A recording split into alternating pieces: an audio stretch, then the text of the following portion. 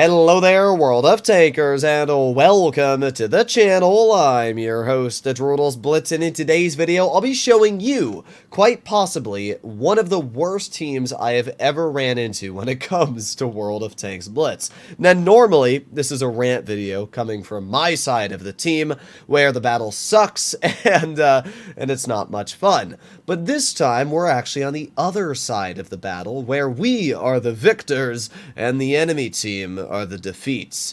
We'll be showcasing just why the enemy team fell apart so dang fast and every single move that was literally played as wrong as possible. So let's get straight into it. Now, this battle I was platooning with Flossy, and this is actually the last battle I've played because he had off to go to sleep. So up against us we have an FE2 and 5B 183, a 4005, M48 Patton, T100LT, T57 Heavy, Hori Type 2, and a WZ132A. Their lineup is not very challenging to counter, especially for a hull down heavy like the 5A that features mobility and good DPM. It has the ability to do a lot of things, where they don't have a lot of heavies really good at that. All they have is a T57, which isn't going to do all too well. So they're definitely at a big disadvantage right out of the bat because Flossy's in a hull down tank destroyer, which can also work as a heavy.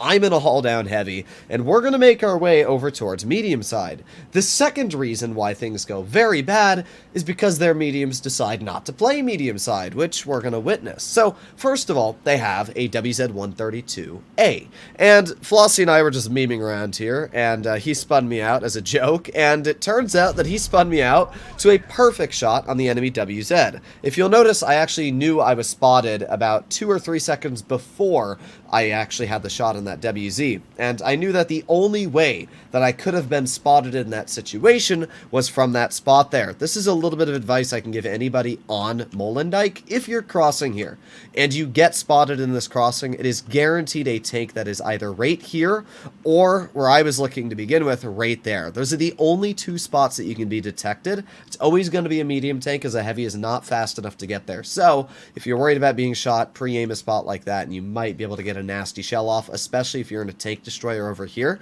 and you're seeing your teammates getting detected as they cross. You can always poke this bush a little and aim right there, and you might just be able to get a big ol' shell out. And as we can see, the enemy team is already down that WZ. So at this point, I'm aiming on the 57 Heavy. Get a nice slap in. Not a crazy roll, but you know what? Flossy hits him, and with that, we've already dunked 1,000 hit points off of that 57 Heavy. At this point, I am playing very aggressive because I can see that the enemy team has put themselves in a terrible position. Once you've noticed what the enemy team is doing and how they're falling apart, yeah, it's quite quickly going to be a defeat for them. So as we can see, the enemy 183 misses the shell on me and then, yeah, gets absolutely nuked. Now this 183 was in the worst position possible. Not only is he on the far corner of this bush, which allows every single one of my teammates to hit him, but he just shouldn't have been there. If he was like right here, he wouldn't have been spotted until he shot.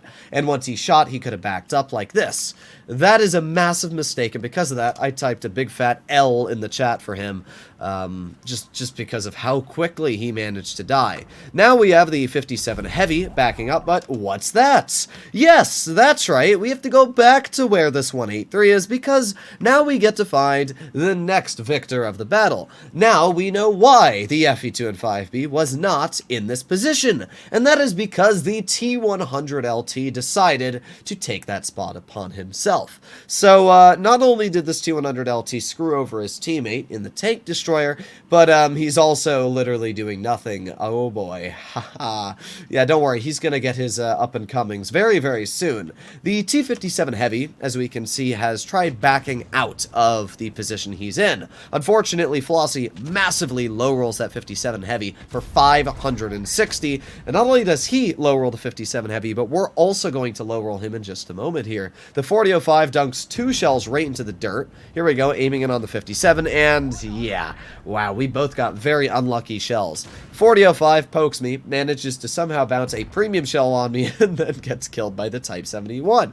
T100LT yeah, I think he learned his lesson. Just because you camp does not mean that you're going to do any better than anybody else doing their job. And yeah, this is a pretty good example of exactly that. We were able to deal 3,404 damage this battle so far, and we're not done yet, because as you'll notice, the T100 LT thinks he's going to be able to get to the side of Flossie. He doesn't, and with that, we finish off our game with 3,700 damage. The other day, I posted a video on how I am quite done with playing aggressive, and honestly, it's been working pretty well. But this battle was definitely a bit of an exception. Now, I started off the game still playing quite passive. I waited until the enemy team got detected, their 4005, their 57 heavy, and even the majority of their tanks got spotted like the Hori before I decided to push up the way I did. I also made sure I had tank destroyers like Flossie covering me, the 183 was in the back. Overall, I had a massive chunk of support that battle, so I didn't really need to worry all too much about being killed myself. Let's take a step back and go all the way to the beginning of this replay, and let's actually examine why the enemy team fell apart so fast, and let's pretend you were on the enemy team. Is there any situation where you could have massively influenced this battle to possibly become a win? Well, the most influential take on the enemy team is definitely the M48 Patton. I can tell you for a fact that if that M48 Patton had decided to do his job, the enemy team might have actually had a decent chance of winning. Maybe not a decent chance because Flossie and I were platooning, and we still probably would have easily been able to deal with what was in front of us, but it would have definitely been a lot more challenging to win. Let's start off with the simple.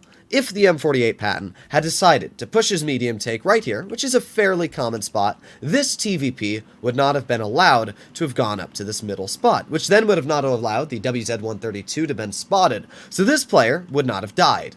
Second of all, that Patton now would have been holding here, which means that the tank destroyer like the FV2 and 5B183 and the 4005 could have been a lot more passive and chilled back here and got some absolutely massive nukes into anybody that would poke past this spot here, like Flossie or myself. You know, if I drove past here and that Patton spots me, if I try to drive past, it's very possible the 183 or the 57 heavy or 4005 could have nuked me. Just one player alone like that Patton not going to the right spot on the map absolutely throws everything into disarray. When you add that into the fact that the T100 LT is also nowhere to be found in camping, yeah, it just allowed me and Flossie to push incredibly aggressive. The moment nothing is spotted here, the moment there's literally no tanks here, it is essentially a free pass for me to just drive straight on up. I know there's nothing that can shoot me. In fact, the only tank I was worried about in this position here was actually the 183, but the 183 got spotted, so at this point I knew there was literally nothing I had to be worried about. And as you can see, at this point, their entire team is screwed. A fantastic showcase of just how quickly, because one tank doesn't go the way you need it to, it can instantly throw an entire battle into defeat. Now, to be fair, their team completely misplayed this.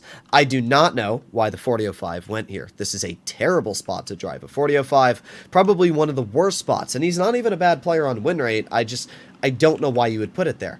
I would sit the 4005 right back here. To be completely honest, I would have pushed this T100 LT out in the open. I don't stand for people like that T100 LT. I don't have the patience to. If that player was blocking me like he blocked that 183, I would have simply just pushed him right out into the open. I don't care if he gets mad at me and he spends the rest of the game crying and pushing me. It does not matter. The fact that a player like that is not only hindering this guy's play, but also the team, that is absolutely despicable. You know, the crazy part is, I bet that T100, if it did get pushed out in the open, could report it, and Wargaming would probably actually give the 183 a ban rather than the T100 for camping.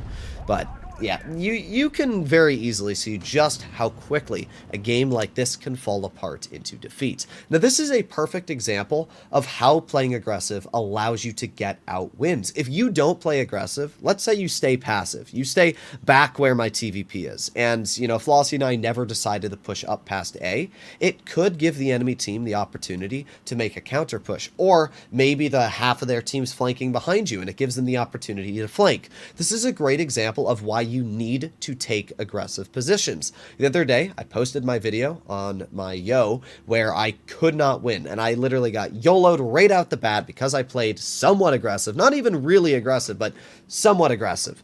It wasn't a misplay on my part, but there were some people in the comments that tried arguing, oh, you shouldn't play aggressive, oh, blah, blah, blah.